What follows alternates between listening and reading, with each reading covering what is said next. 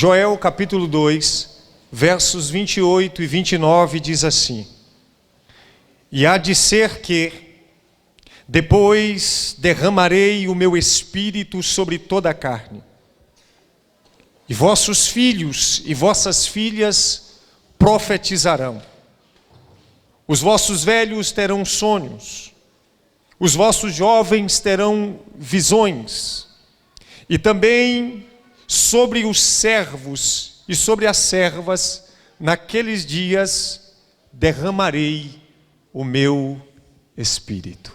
Amém? Tome teu assento. Eu quero falar nesse instante sobre a poderosa presença do Espírito Santo. Nós estamos vivendo um tempo que as pessoas, na sua fé, na sua vida com Deus, estão apática, anêmica, seca e sem vida. As pessoas, elas não conseguem sentir a glória de Deus. Elas não conseguem ter uma vida constante com o Senhor. E nós não estamos contemplando uma poderosa manifestação do Espírito Santo. Alguns não conhecem a presença do Espírito. Outros não sabem a respeito do Espírito Santo. E é por esta razão que nós não estamos vendo pessoas se convertendo de verdade. Pessoas que entregam as suas vidas, os seus corações a Deus e permitem que o Espírito Santo transforme o seu caráter de dentro para fora.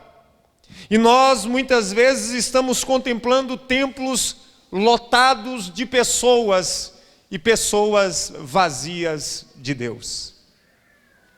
A preocupação que eu tenho não é de encher este lugar de pessoas, que aliás está cheio de pessoas. Mas a preocupação de um grande homem de Deus é que as pessoas sejam cheias do Espírito Santo. Conta-se a história de um pregador chamado Charles Spurgeon. E talvez você não conhece, mas diz a história que quando ele caminhava rumo ao púlpito para pregar, enquanto ele caminhava, as pessoas choravam enquanto ele estava caminhando. E perguntando às pessoas o porquê que eles choravam enquanto Charles Spurgeon ia caminhando para o púlpito, então aquelas pessoas diziam: porque nós temos a convicção no nosso coração de que quando ele subir em cima do púlpito e abrir a boca, Deus falará conosco. Deus falará conosco, o Espírito Santo de Deus falará conosco.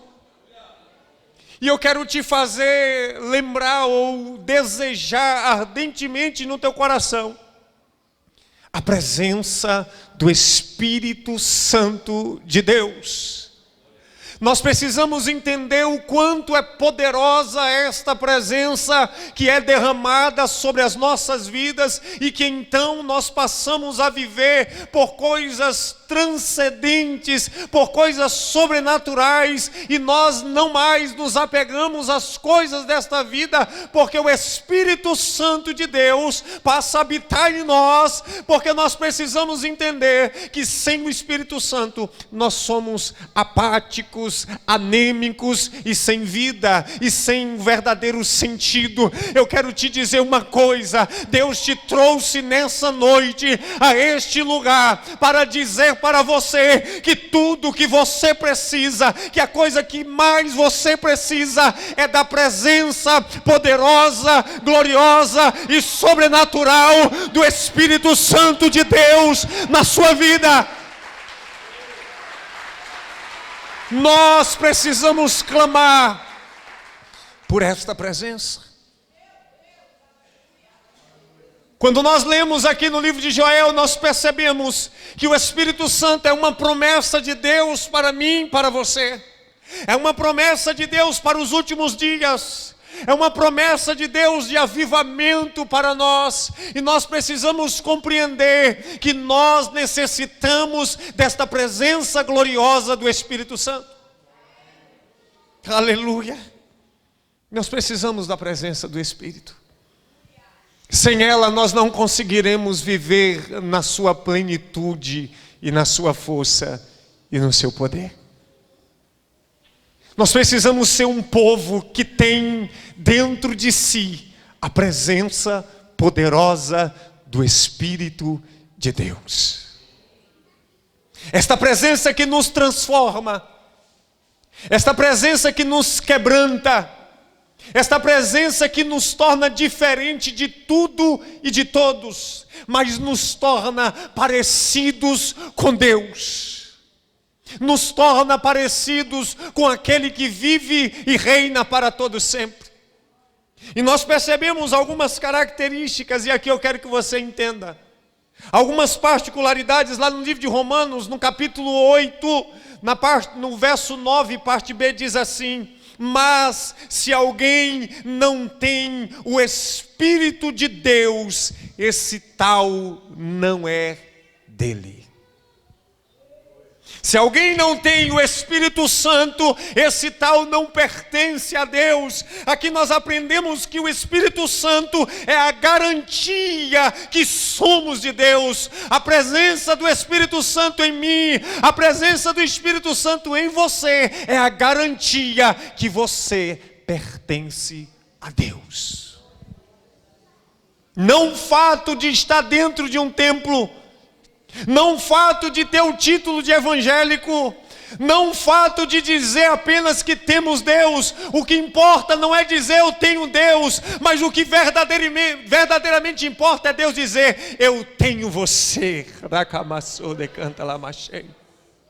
É quando nós temos a marca do Espírito Santo de Deus em nós. É quando o mundo aí fora olha para você e enxerga em você, muito embora esteja dentro de você, mas venha refletir fora de você a presença do Espírito Santo de Deus. E aquele que não tem o Espírito de Deus, esse tal não é dele. Se eu não tenho o Espírito Santo, eu não pertenço a Deus. Se você não tem o Espírito Santo, você não pertence a Deus. E nós precisamos entender isso, que a ausência do Espírito Santo em minha vida faz com que eu não seja uma pessoa de propriedade exclusiva de Deus. Não basta você sentar neste banco, não basta você frequentar uma igreja. É necessário ter a presença do Espírito Santo se movendo dentro do teu coração, se movendo dentro de você, ardendo uma chama de fogo que arde dentro de você. O Espírito Santo é a garantia de que somos salvos. O Espírito Santo de Deus é a garantia de que nós somos salvos. Romanos 8,16 diz: o mesmo Espírito testifica com o nosso Espírito que nós somos filhos de Deus. Ei, não é você que diz que você é filho de Deus, é o Espírito de Deus que chega dentro do teu interior, que chega no teu espírito e diz: tu és minha filha, tu és o meu filho, portanto meu amado, minha amada. Se você ainda não ouviu a voz do Espírito dentro de você, testificando ao teu espírito que você é filha de Deus ou filho de Deus, busque isso. O Espírito de Deus testifica ao nosso espírito que somos filhos de Deus. Tem muita gente abrindo a boca para dizer que é filho de Deus, mas tem pouca gente ouvindo do Espírito de Deus que é filho de Deus. Você já ouviu da parte do Espírito Santo que você é filha de Deus? Você já sentiu o Espírito Santo ministrar no teu coração e dizendo: tu és a minha filha, tu és o meu filho? Lembra de Jesus? Eis aí o meu filho amado, em quem me comprazo. Tem muitos crentes de fachada, Tem muitos crentes de placa exterior, mas tem poucos crentes que foram selados pela presença gloriosa e majestosa do Espírito Santo. Tem poucos crentes queimando do lado de dentro, tem muitos crentes queimando do lado de fora, e tem poucos crentes queimando uma chama de fogo do Espírito dentro de si. O Espírito de Deus testifica com o nosso espírito que somos filhos de Deus. O Espírito Santo é a prova incontestável que somos filhos de Deus. Ele queima dentro de nós. Ele arde dentro de nós. Eu quero que você sinta a presença do Espírito Santo. Jesus falou: eu vou, mas Ele virá.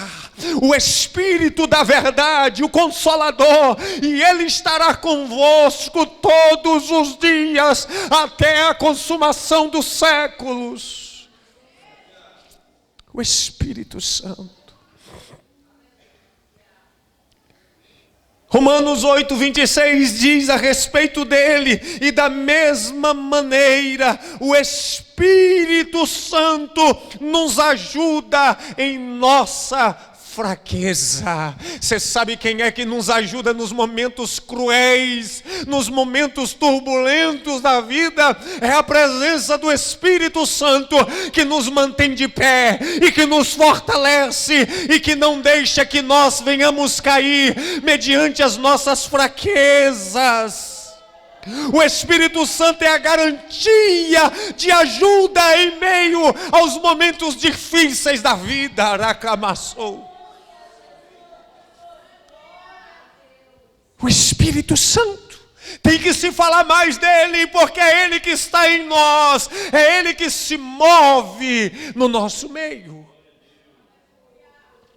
No livro de João, capítulo 16, no verso 13, a parte A diz: mas quando ele vier, o Espírito da verdade, Ele vos guiará em toda a verdade. O Espírito Santo da verdade vos guiará em toda a verdade. Tem muita gente perdida, tem muita gente confusa, tem muitos crentes que não sabem de nada, porque ainda não receberam a glória de Deus em suas vidas, por isso andam batendo a cabeça de um lado para o outro, por isso andam em profunda depressão, por isso andam em profunda confusão, por isso anda procurando defeito no outro, porque ainda não tem a presença do Espírito Santo de Deus que os guia em verdade e justiça. Ele virá e vos guiará em toda a verdade. O Espírito Santo é a garantia de que não andamos sem direção. O Espírito Santo é a garantia de que não andamos sem direção. Aleluia. Glória a Deus. João capítulo 16, verso 8. Diz que o Espírito Santo é quem convence o homem do pecado, da justiça e do juízo. Sabe a vida promíscua que muitos levam? Embora saibam que estão errados, mas não entendem. Quando o Espírito Santo entra na vida dele, convence ele de que tudo aquilo precisa ser abandonado, de que toda promiscuidade, de que toda fofoca e calúnia e coisas desagradáveis a Deus precisam ser abandonadas, porque ele não é apenas uma pessoa tocada, mas convencida e levada a um convertimento, a uma transformação, porque primeiro o Espírito Santo te convence e depois te converte. Primeiro o Espírito Santo nos convence. Nos convence de quê, pastor? De que nós estamos errados, não de que o outro esteja errado. Quando você vê alguém mostrando defeito no outro, é porque ele não tem um Espírito Santo que é um espelho, que mostra a própria face e diz: eu preciso mudar. Eu preciso ser uma nova criatura. Eu preciso ser um novo homem. Eu preciso ser uma nova mulher. Eu preciso ser alguém que tem comunhão com Deus, que tem comunhão com o Espírito Santo. Porque primeiro o Espírito Santo nos convence e posteriormente o Espírito Santo nos converte e nos transforma verdadeiramente de dentro para fora.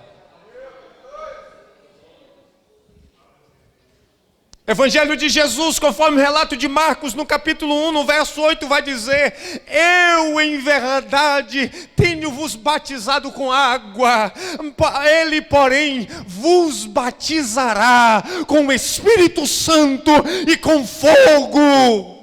É promessa de Deus, um batismo com o Espírito Santo. Batismo significa morrer para este mundo e nascer para Deus. Não o bastante, o apóstolo Paulo diz: eu já estou crucificado com Cristo, e agora vivo não mais eu, mas Cristo vive em mim. A vida que agora vivo-a na fé no Filho de Deus. Nós precisamos ser pessoas marcadas pela glória. Você precisa ser alguém marcado pelo Espírito Santo de Deus, que anda nessas ruas e alguém olhe para você e diz: ali vai um homem cheio do Espírito Santo, ali vai uma mulher cheia do Espírito Santo, ali vai um homem de Deus e uma mulher de Deus,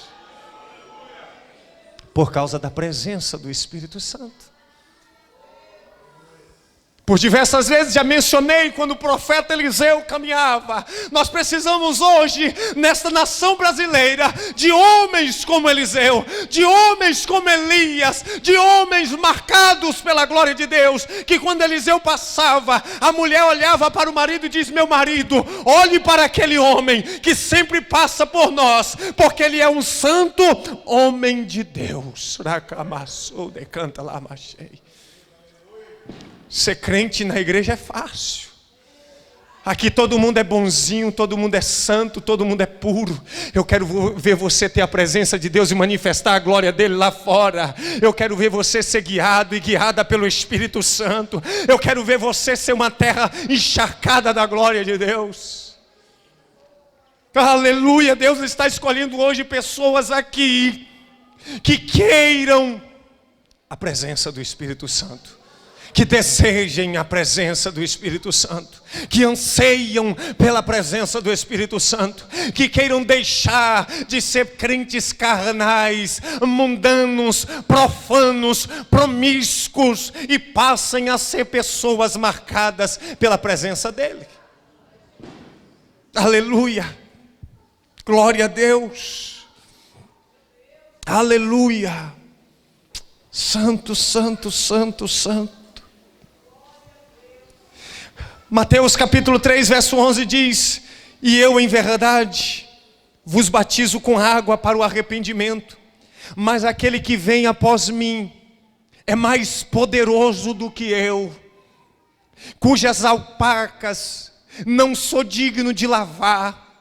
Ele vos batizará com o Espírito Santo e com fogo. João Batista está batizando o povo. Ele diz assim: eu batizo vocês com água, mas vem alguém muito mais poderoso do que eu. E esse alguém, eu sequer sou digno de abaixar e de pegar suas sandálias. Eu não sou digno disso, porque Ele vos batizará com o Espírito Santo e com fogo. Eu não sou ninguém sem Ele. Eu não sou ninguém diante da presença dEle, mas Ele é poderoso e Ele vos batizará com o Espírito Santo e com fogo. Atos capítulo 4, verso 31 vai dizer: e tendo orado, escuta, e tendo orado, moveu-se o lugar onde eles estavam reunidos. As pessoas estavam reunidas em um só propósito, em um só pensamento, em um só desejo, em uma só visão, em uma só concordância. E a Bíblia diz que eles, tendo orado, lá no livro de Atos, capítulo 4, verso 31, e tendo orado, moveu-se o lugar onde eles estavam reunidos, e todos foram cheios do Espírito Santo, e anunciavam com ousadia a palavra de Deus. Eles começavam a pregar com ousadia, eles começavam a falar com determinação, eles começavam a falar pela ousadia do Espírito. Eles eram pessoas movidas pela glória de Deus, pelo poder do Espírito Santo. Está na hora de nós subirmos em cima do altar, está na hora de nós caminharmos pela rua, pregando com ousadia a palavra de Deus. À medida que nós falamos do lado de fora, arde o coração do lado de dentro, pela presença do Espírito dentro de nós. Aleluia.